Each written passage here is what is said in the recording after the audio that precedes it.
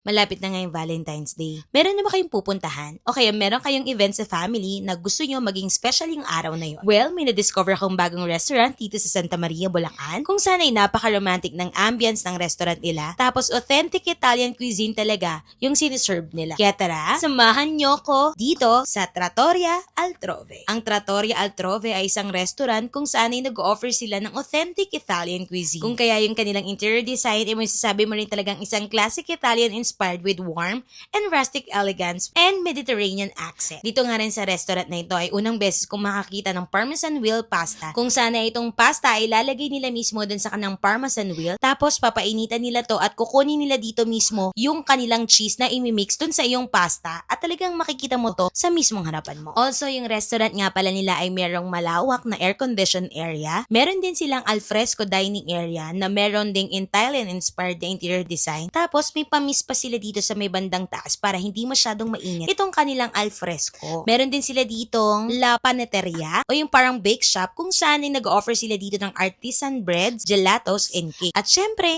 simulan nating tikman yung mga pagkain nila dito. First nating tinry dito ay yung kanilang classic Italian vinaigrette salad. Kung saan you can choose kung anong gusto mong ilagay dito na first na add-ons, kung gusto mo ng chicken breast, bacon, or yung kanilang mozzarella cubes. And then you can also choose kung ano naman yung gusto mo pang i-add na tatlo. Halimbawa ay tomato, cucumber, croutons, grapes, mango, pineapple, honey rose, walnuts, corns, and onions. Next naman nating tinry ay itong kanilang 4 format. Sobrang laki nga ng braso ko. Ito nga palang pizza nila. At bukod sa malaki yung kanilang pizza, ay masarap talaga siya.